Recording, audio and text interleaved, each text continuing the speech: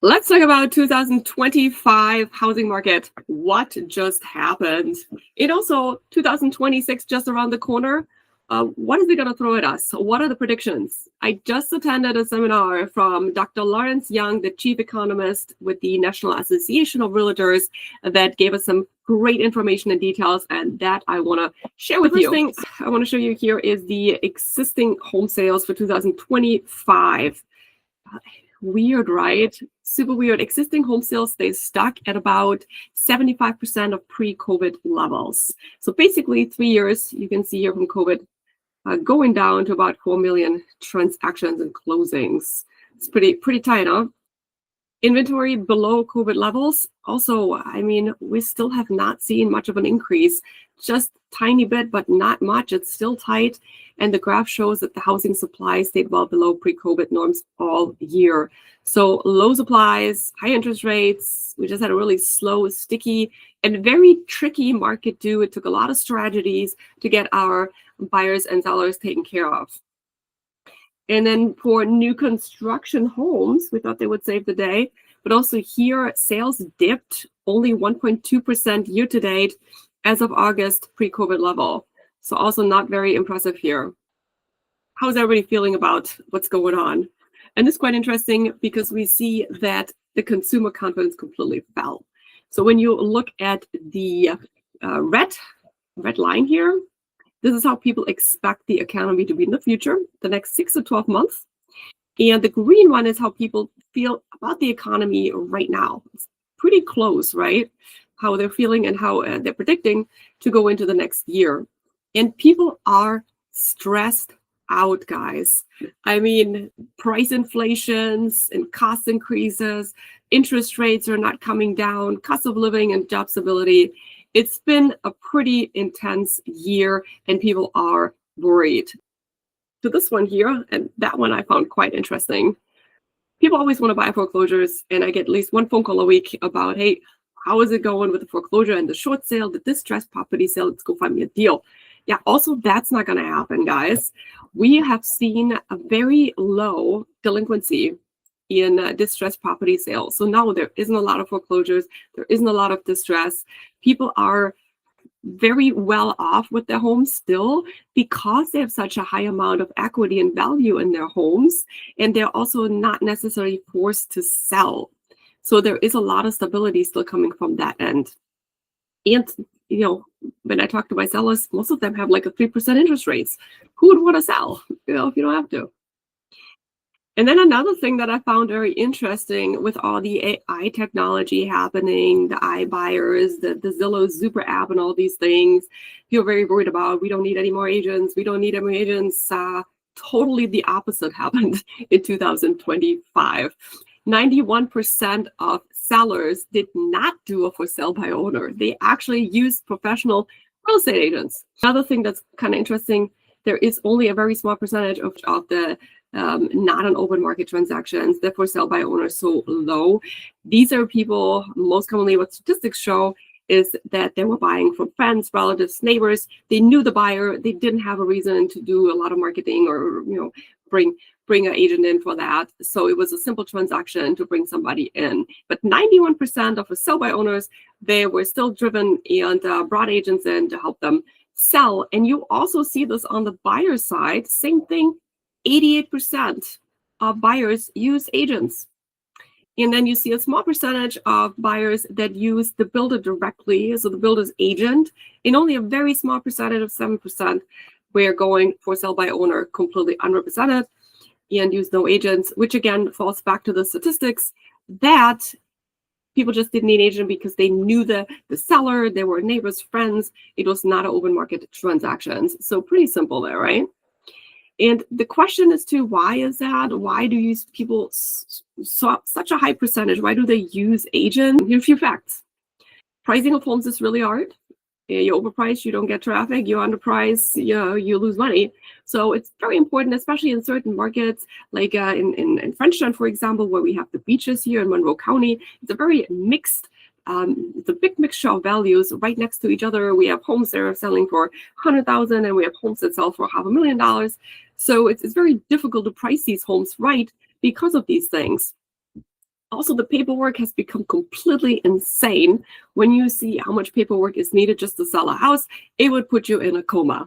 And people are just worried about liability. You got the seller disclosures, you get the contracts, you have all those things that are required and need to be part of your sale. And if you make a mistake, that could cost you a lot of money. Marketing, on the other end, is also expensive, it's complex, and most private parties do not have the resources to sit there and put their listing up on every single platform that's out there. We have so many platforms these days, and you don't really know where buyers always shop. So it is nice to have a professional agent that pays for all these things and make sure your listing gets maximum exposure together with professional photos and AI technology. I mean, as a normal consumer, you can barely keep up with what professional agents do. So it's noticed, it's recognized. And when I do my listing presentations, sellers often tell me that, and like, wow, I didn't realize all that can be done. Yes, this sounds great. And then, of course, you have negotiations. They can get very tricky because you deal with the buyer side, you deal with the inspector, the appraisal, the lender, maybe a builder. It depends what parties are involved. And you got to make sure that you know what you're talking about in order to negotiate in the best interest of the buyer or the seller, right? And then putting all that together, of course, it's a lot of time. It takes some time to sell and buy houses, and it's very stressful. And most of the time, people do sell or buy during the most stressful times of their lives, which are, I'm going to call them the 5 Ds: death, divorce, diamonds, getting married and selling, buying a house. Oh my gosh, that's a whole different caliber of stress level. Diapers, having kids, if you want to expand. And then, of course, debt, which is very brutal and, going into any kind of distress, job losses or things like that. That could definitely be very difficult. And then deal with a transaction of such a caliber. Most people, that they buy or sell, it's the biggest transactions of their lifetime. And now add all these other stress factors to it. Oh my gosh. And here's another interesting fact I want to throw at you right at this point, is that we have seen in the last 2 years the lowest transaction, the lowest amount of closings in history, around 4 million.